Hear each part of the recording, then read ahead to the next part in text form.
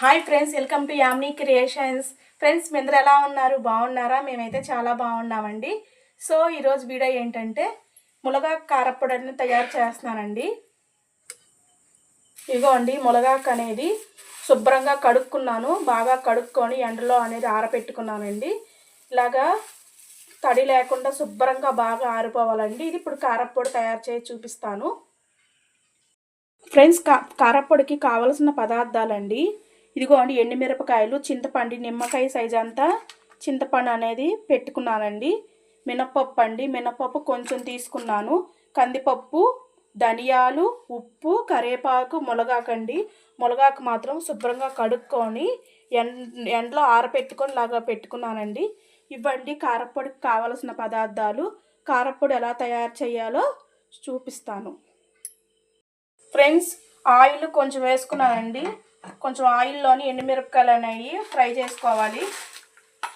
బాగా కాగిపోయిందండి ఆయిల్ మాత్రము.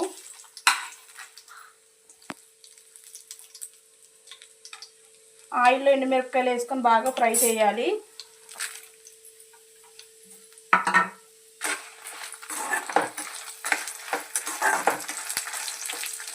సిమ్లో పెట్టుకోండి. ఎండుమిరపకాయలు ఉత్తినే ఎగిపోతాయి. ఫ్రెండ్స్, కారపొడి మాత్రం మునగాకు కారపొడి మీరు ఒక్కసారి సరే ట్రై చేయండి. కానీ చాలా బాగుంటుందండి. మునగాకు కారపొడి మాత్రం పిల్లలకి పెడితే చాలా మంచిదండి. హెల్త్ పరంగా అయితే చాలా మంచిదండి పిల్లలకు మాత్రం. మీరు ఖచ్చితంగా దొరికితే కనుక ట్రై చేసుకోండి, మీకు నచ్చితే కనుక.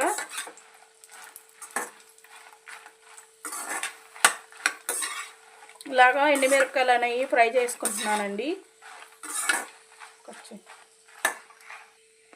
ఫ్రెండ్స్, ఎండుమిరపకాయలు అనేవి ఫ్రై అయిపోయినాయండి. ఇప్పుడు తీసేసుకుంటున్నాను.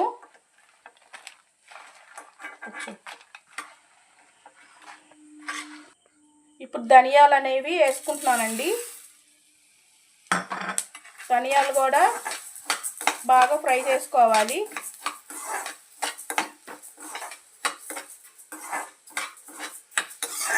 దోశల్లోకి కానీ రైస్లోకి కానీ సూపర్గా ఉంటుందండి కారపొడి మాత్రం.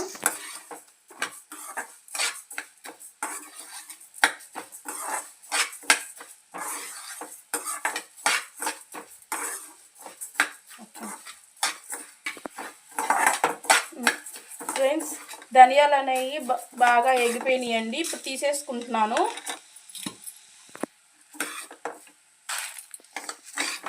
ధనియాలు వేస్తే మంచి సువాసన అనేది వచ్చిద్దండి.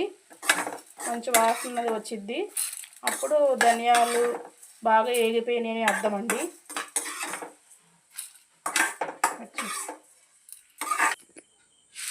మినపప్పు కూడా వేసుకున్నానండి.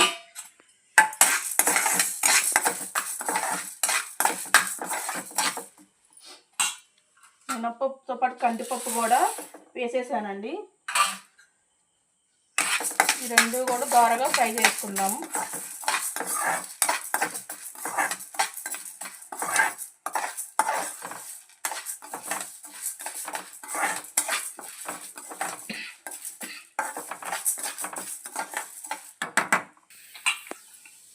కరివేపాకు కూడా వేసేస్తున్నాను ఫ్రెండ్స్.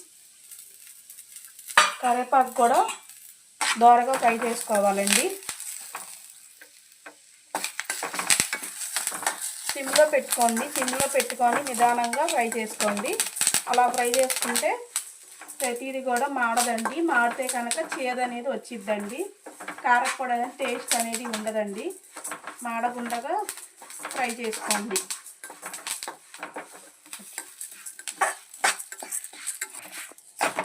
ఫ్రెండ్స్, బాగా ఎగిపోయినాయండి.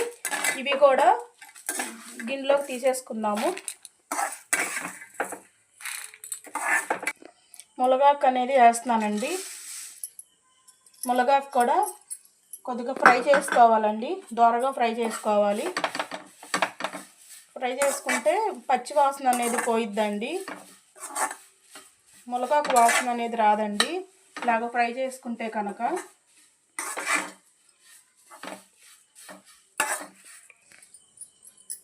ఫ్రెండ్స్, ఇలాగా వేగిపోయిందండి. మునగాకు అనేది బాగా వేగాలండి. ఎగిపోయింది. దీన్నేమో తీసేసుకుందాము.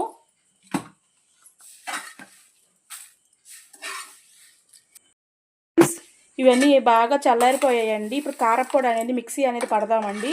ఇదిగోండి మిక్సీ జారు తడి లేకుండా చూసుకున్నానండి. ఇప్పుడు ఇవన్నీ వేసేసుకొని మిక్సీ పట్టేసుకుంటాను.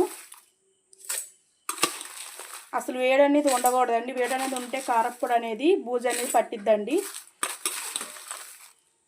వేడి లేకుండా తడి లేకుండా చూసుకోండి ఫ్రెండ్స్. మిక్సీ అనేది పట్టేసానండి. ఇదిగోండి ఇంత మెత్తగా అనేది చేసుకోవాలి. ఇప్పుడు ఈ కారప్పొడిని మనం కాసేపు ఆరబెట్టుకోవాలండి.